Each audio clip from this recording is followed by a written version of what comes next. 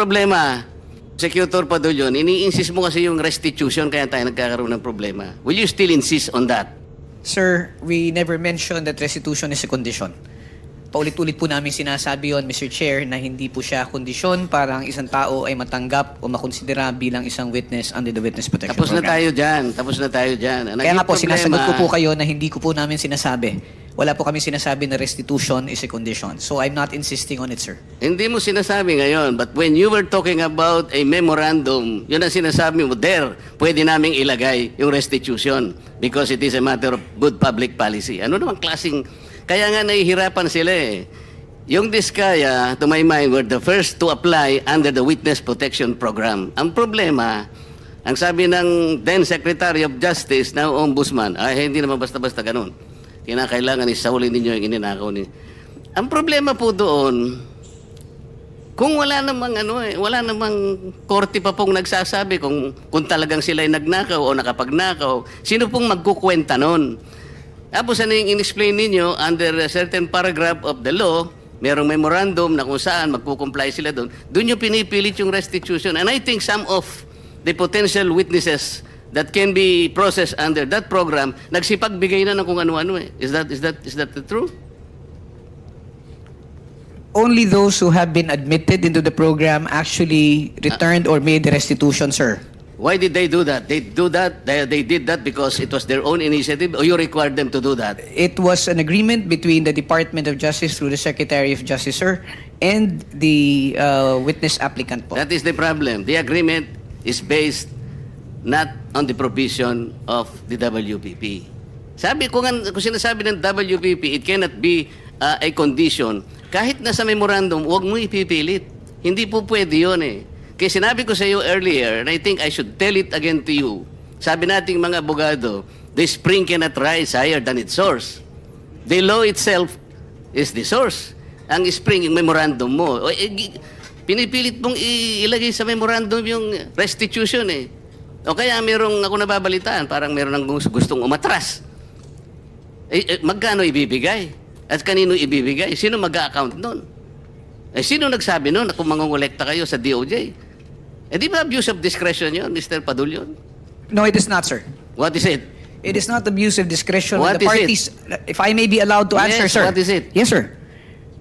If the parties both agree to the terms and conditions contained in the memorandum of But you agreement, cannot there is no impose an abuse. agreement. If you cannot impose an agreement which is not required by the law, especially if you will put restitution there, how can you do that? Mr.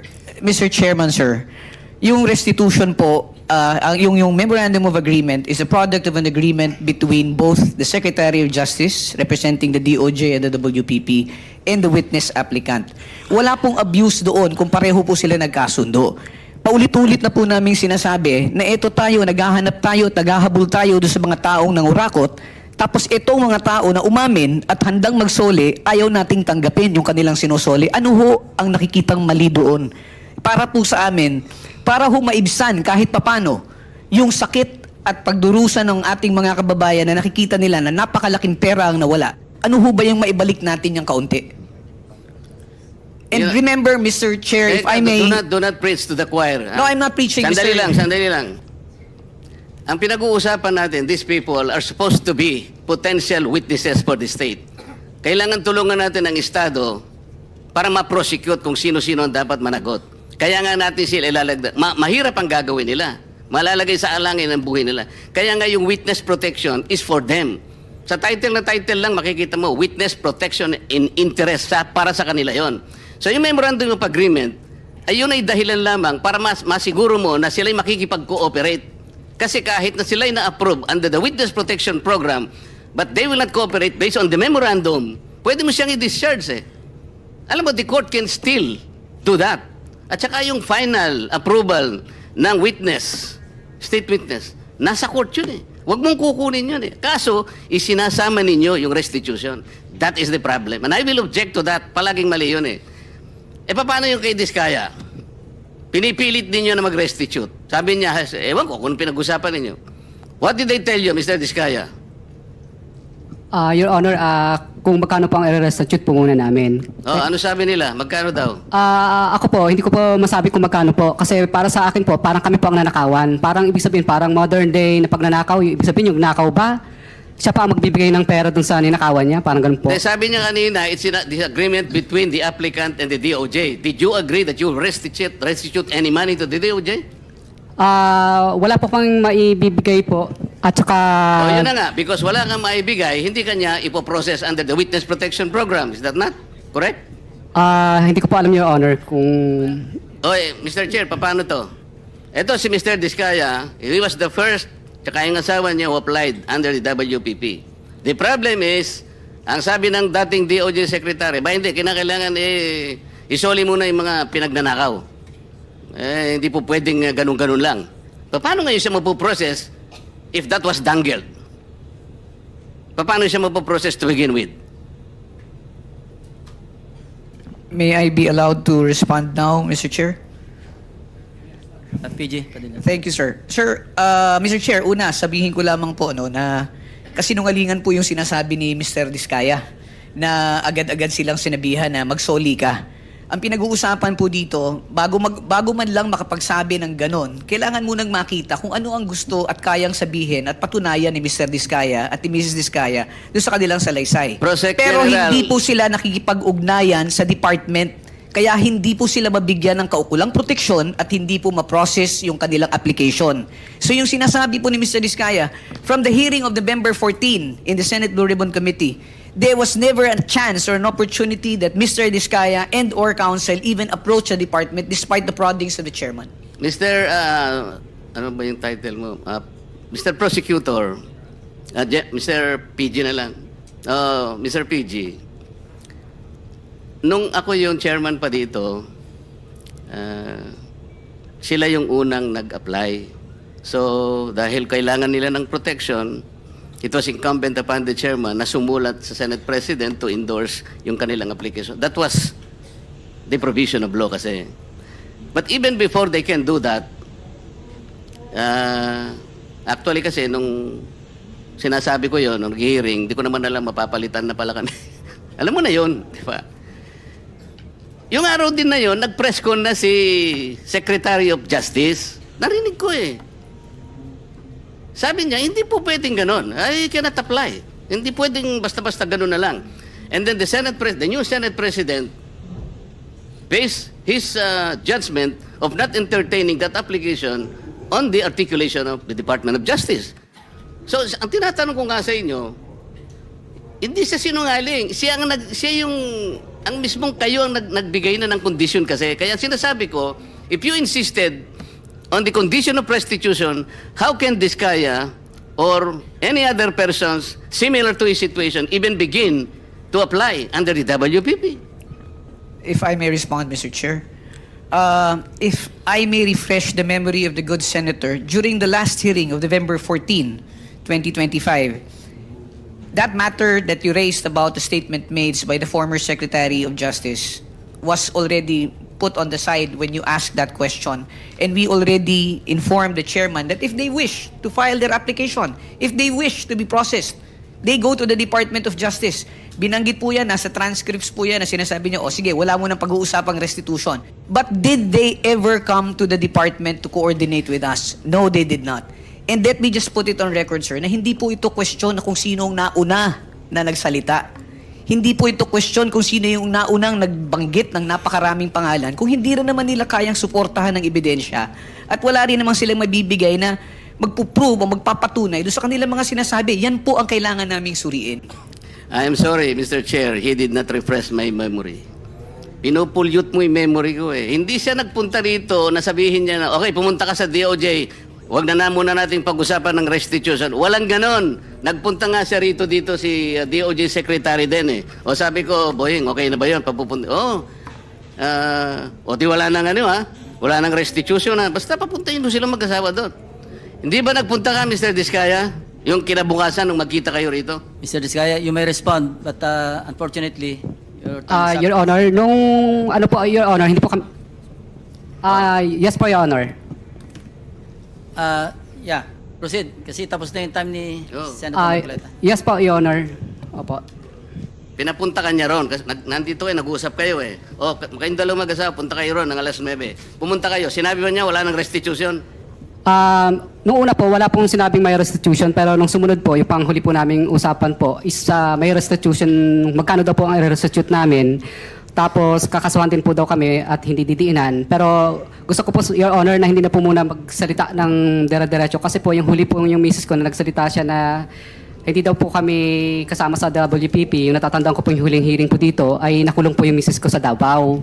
Samantalang meron naman po nag-exist na project. Kaya natatakot po ako, Your Honor, na baka pag nagsalita na rin po ako, baka po sa susunod po ako naman po ang makulong. Alright mga kababayan, magre-react po tayo dito no sa naging mainit na bakbakan sa pagitan po ni Senator Rodante Marcoleta at ni Prosecutor General Richard Anthony Padulyon mga kababayan no.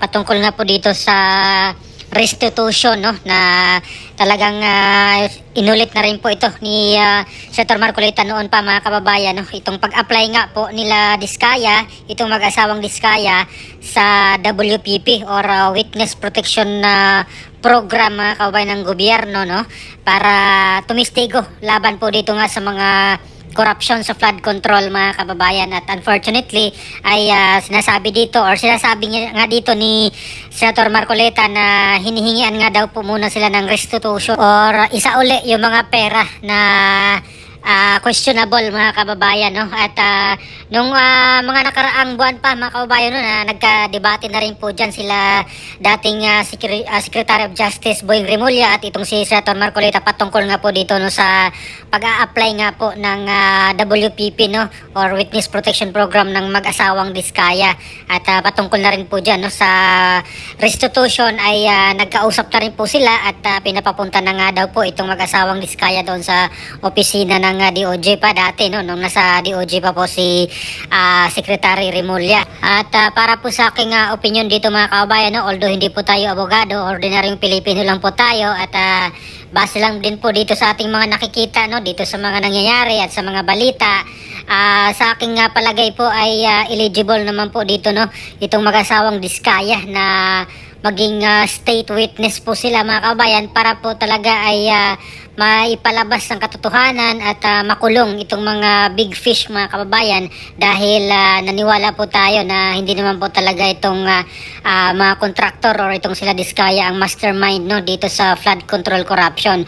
Di hamak na ginagamit lang din po silang instrumento dito mga kababayan or baga kasabwat or ginagawa lang po silang kasabwat dito ng mga big fish ng mga congressman or senador, kung meron man, sila lang po yung ginamit na instrumento dito mga kababayan para dito sa kanilang mga proyekto, no? Itong mga flood control corruption at yung malala pa ay yung mga nabalitaan natin ng mga flood control corruption na mga ghost project pa talaga mga kababayan. Bukod doon sa mga substandard na mga proyekto mga kababayan na kung saan ang laking lugi, ang laking pera ang nawawala no dito sa mga Pilipino mga kababayan. Sayang yung mga perang iyon hindi napunta doon sa tamang proyekto no. Napunta lang doon sa mga bulsa ng mga kurakot na mga politiko mga kababayan no. At sinabi naman po yan ni Senator Marcoleta na naniwala po siya na hindi po dito yung sila Diskaya yung pinaka most guilty no mga kababayan. Gaya nga po nung nangyari doon sa PDAF scam mga kababayan kay Janet Napoles na siya lang po yung talagang nakulong no dahil yung ibang mga nakaladkad na mga pangalan ng politiko doon ay naabsulto or nakalaya naman mga kababayan no doon sa PDAF scam at si Janet Napoles lang po yung nakulong no mga kababayan at baka magiging Janet Napoles 2.0 po ito ngayon mga kababayan na kung saan yung mga nakukulong lang or makukulong lang yung mga ginamit lang ng mga instrumento no pero yung mga big fish yung mga politiko mga congressman or senador ay hindi po makukulong dito mga kababayan dahil nakikita natin sa ngayon yung mga nakulong pa ay itong mga kontraktor lang at itong mga opisyalis ng DPWH no na ginamit lang din po nila mga kababayan no? Although kumikita rin naman po sila talaga mga kababayan dito na imposible namang papayag sila na maging involved dito sa corruption na wala po din po silang mahita. Meron din po sila pero may pinaka pinaka-utak talaga dyan, mga kababayan, yung pinaka-mastermind na kung saan sila yung nakinabang ng gusto, no, dito sa flood control corruption. At dito pa lang yan, mga kababayan, sa flood control, no, sa DPWH lang yan. Wala pa po yung iba pang mga corruption sa iba pang department ng government, no, na meron po tayong nabalitaan na meron din po sa DepEd, meron din po sa Department of Health, at doon pa sa iba pang mga mga kababayan, no, na nauna ng binalita ng mga corrupt na mga ahensya ng gobyerno kagaya ng Customs, ng BIR, at itong sinasabi ni Secretary John Vic Remulla, itong Bureau of Fire na corruption din, no, or kurakot din. So marami pa po yan, mga kababayan, no, na mga talamak na mga corruption sa iba pang mga departamento or ahensya ng gobyerno. So itong usapin ngayon ay sa DPWH pa lang ito, sa flood control, mga kababayan. At tingnan natin kung ano pong kinahinatnan kaya, no, dito sa bago na naman or pagbubukas muli ng Blue Ribbon Committee ng Flood Control Corruption, no. At buti naman kay Senator Ping Lacson, no, na bilang chairman ng Senate Blue Ribbon Committee ay kanya pong itinuloy, no, or nagsagawa na muli sila ng hearing, no, Senate hearing, mga kababayan, dito sa Flood Control Corruption. At tingnan natin hanggang saan kaya ito aabot, mga kababayan. Baka bigla naman po itong maputol, no, or baka bigla naman itong ihinto, mga kababayan. Sana hindi naman, no, para tuloy-tuloy po ito. At mas marami pang mga witnesses, mga kabayan, ang kanilang i-invite, no, at magsalita dito po sa kanilang hearing sa Senate Blue Ribbon Committee para po yung mga iba po mga pangalan na hindi pa po na-mention. At sigurado po tayo dyan, mga kabayan, may mga pangalan pa po yan na lilitaw, no, or mapangalanan pa na hindi pa po nabalita, no, or hindi pa napangalanan ng mga naunang mga Senate hearing, no, mga kababayan. At dapat lang talaga sana makulong, no, itong mga involved dito sa flood control corruption at sa iba pang mga klaseng corruption, mga kababayan, dahil talagang kaawa or nakakaawa po ang Pilipinas. Lubog sa utang, ang daming mga Pilipino naghirap at napakamahal na, mga kababayan. Almost every day, every week, every month nagtataas yung mga presyo, no, ng mga bilihin, at ang daming mga Pilipino naman ang apektado dito sa pagmahal ng mga presyo ng mga bilihin, mga kababayan. At makalalaman natin, mabalitaan natin na ang laki na mga perang nawawala, mga kabayan, bilyon-bilyon ang nawawalang budget ng gobyerno na ninanakaw lang ng mga kurakot ng mga opisyalis ng gobyerno, mga kabayan. At ipapatawag muli, no, dito sa Senate Blue Ribbon Committee yung mga congressman na pinangalanan po nila Diskaya nung unang hearing na hindi po nila ipinatawag, no, mga kabayan, dito sa kanilang hearing. So sana po ipatawag po ni Senator Ping Lacson, no, although meron daw po silang courtesy, mga kababayan, din bilang co-equal branch of government, pero sana for transparency purposes lang, mga kababayan, at accountability. So sana po ay maisip ni Senator Ping Lacson na ipatawag yung mga congressman, at lalong-lalo na yung mga congressman na mga contractor din, mga kababayan, no, na mapanagot natin dito or questionin nila dito sa Senate Blue Ribbon Committee yung kanilang role, no, yung kanilang congressman na or pagiging congressman at contractor pa, mga kababayan, no. Lalo na yung mga nag-graduate na, mga kababayan, ipatawag yun. Yung mga kontraktor na natapos yung termino ng 19 Congress, no. At for sure dyan, ngayong 2028, baka tatakbo na naman muli yung mga ganun. Yung mga congressman na yun na kontraktor din, mga kababayan. At lalo na itong mga existing rin or mga incumbent din ngayon na congressman na contractor din, mga kababayan. So sana ipatawag po ito at questionin nila dito, mga kababayan, sa Senate Blue Ribbon Committee sa susunod na mga hearing. So ano po masasabi nyo dito, mga kababayan, sa muling pagbabalik, no, ng Senate Blue Ribbon Committee hearing ng or sa flood control at itong mainit na debate nila Senator Marcoleta at ni General Prosecutor Richard Anthony Padulyon, no, mga kababayan. So please comment down below. Maraming salamat. God bless po sa ating lahat.